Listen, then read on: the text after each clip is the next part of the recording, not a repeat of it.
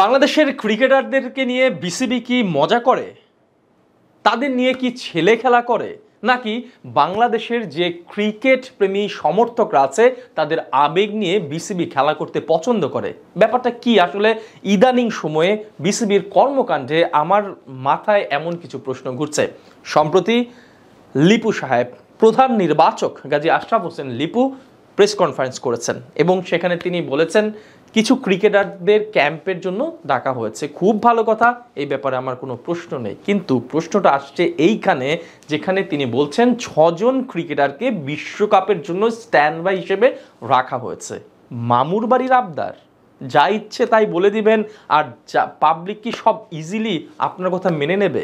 আপনারা x cricketer, আপনারা নিঃসন্দেহে ক্রিকেটটা অনেক ভালো বোঝেন, কিন্তু যারা খেলা দেখে, বাংলাদেশে ক্রিকেটকে ভালোবাসে, তারা তো বোকা নয়। তারাও খেলাটা বোঝে, হয়তো আপনার থেকে কম বোঝে, কিন্তু তারা বোকা নয়। ক্রিকেটটা তারা অক্ষরে অক্ষরে বোঝে, তাদের হৃদয়ে লালন করে।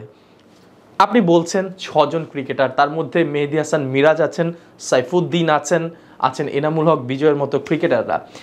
এই 6 জন ক্রিকেটারকে আপনি যদি বিশ্বকাপের কোনো ক্রিকেটার ইনজুরিতে পড়ে তাহলে আপনি এখান থেকে পাঠাবেন। এত সহজ?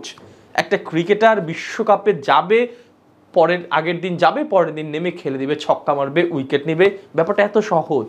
বিশ্বকাপের কন্ডিশন আছে, উইকেট আছে, ওয়েদার আছে, এগুলোর সঙ্গে অ্যাডজাস্ট করা একটা ব্যাপার আছে, আপনি নিশ্চয়ই সেটা জানেন।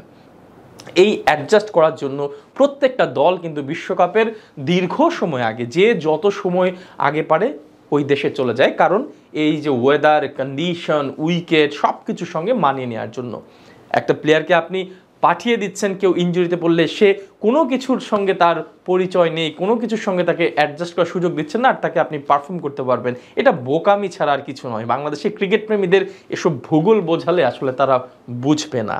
দ্বিতীয়ত হচ্ছে, যদি এত সহজই হতো বিশ্বকাপে যে কেউ যে কোনো সময় গিয়ে পারফর্ম করে ফেলবে, তাহলে 2019 বিশ্বকাপ জয় করার জন্য ইংল্যান্ডকে 5 বছরের একটা সুদূর পরিকল্পনার প্রয়োজন পড়তো না, তাদের টিম কম্বিনেশন সাজানোর পরিকল্পনা করতে হতো না।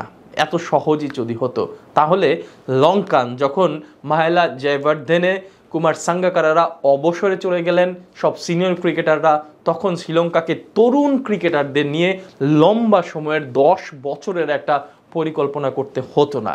সো ক্রিকেটটা তো এত সহজ না, আপনিও জানেন। কিন্তু তাহলে কেন ক্রিকেট প্রেমীদের সাথে, ক্রিকেটারদের সঙ্গে আপনারা এমন ছেলে খেলা করছেন, তাদেরকে ভূগোল বোঝাচ্ছেন? আপনারা নিজেও জানেন যে এই 6 জন ক্রিকেটার কখনোই বিশ্বকাপে খেলতে যাবেন না, তাদেরকে কখনোই পাঠানো হবে না। ভিসার ব্যাপার আছে, আপনি চাইলেই তো পাঠাতে পারবেন না। সবার কি ভিসা করা হয়েছে? নিঃসন্দেহে না, কারণ তারা প্ল্যানেই ছিল না। আর যদি থাকেও, তারা যদি আপনার প্ল্যানেও থাকে, এখন এই ক্রিকেটাররা কি বসে বসে, ঘরে বসে বসে দোয়া করবে, মোনাজাত করবে যে যারা বিশ্বকাপে আছে তারা ফেল করুক, তারা খারাপ খেলুক, ইনজুরিতে পড়ুক, তাহলে আমি ডাক পাবো? এটা কি ভালো কোনো বার্তা? এটা তো হতে পারে না। আসলে এই ক্রিকেটাররা যে কোনো সময় যে কোনো জায়গায় গিয়ে খেলতে পারবে না, আপনারা খুব ভালো করে জানেন। তবে একটাই কথা, বিসিবির এই যে একটা আই ওয়াশ, সাম্প্রতিক সময়ে সামাজিক যোগাযোগ মাধ্যমে বা গণমাধ্যমে কথা উঠছে গাজী আশরাফ হোসেন লিপুর নির্বাচিত বিশ্বকাপ স্কোয়াড নিয়ে। এই দলে যারা আছেন সেটা পারফেক্ট একটা দল হয়নি, বেস্ট দল হয়নি। কিছু কিছু প্লেয়ারের ইনক্লুশন নিয়ে প্রশ্ন আছে এবং কিছু কিছু প্লেয়ার বাদ পড়েছে, সেটা নিয়েও প্রশ্ন আছে। চারদিক থেকে যখন সমালোচনা আসছে মিডিয়াতে, সেটা থেকে বাঁচতেই হয়তো বা তিনি এই পলিসিটা খাটানোর চেষ্টা করেছেন যে আমরা বিশ্বকাপের স্কোয়াডের জন্য সাইফুদ্দিন, মিরাজদের রেখেছি। আলটিমেটলি এটা না, আপনারা নিজেরাও জানেন এটা পসিবল না। হুট করে একটা দেশের প্লেয়াররা সেখানে গিয়ে বিশ্বকাপের মতো মঞ্চিত পারফর্ম করতে পারবে না। সো বাংলাদেশের ক্রিকেট প্রেমীদের সাথে, ক্রিকেটারদের সাথে এসব করতে যাবেন না। এটা ক্রিকেটারদের জন্য লজ্জার। যেই ক্রিকেটারদেরকে আপনি রাখছেন না, পারফরমেন্স মূল্যায়ন বাদে আপনি তাদেরকে বাদ দিচ্ছেন, কিছু কিছু ক্রিকেটারদেরকে, তাদেরকে আবার আপনি বলছেন বিশ্বকাপের স্ট্যান্ড বাই।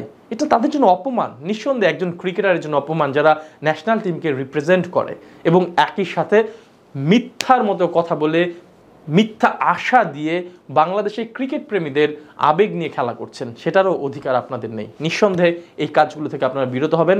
বাংলাদেশের ক্রিকেট নিয়ে একটা লম্বা পরিকল্পনা করেন, বিশ্বকাপ নিয়ে একটা প্ল্যান তৈরি করেন, একটা গোল সেট করেন, তাহলেই বাংলাদেশ ভালো কিছু পাবে।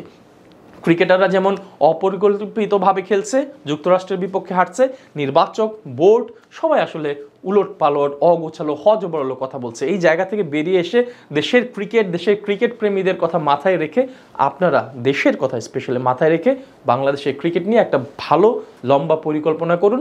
সেখানে স্বজনপ্রীতি থাকবে না, যেখানে দুর্নীতি থাকবে না, শুধুই থাকবে পারফরমেন্স, শুধুই থাকবে দেশের প্রতি ভালোবাসা, আনুগত্য।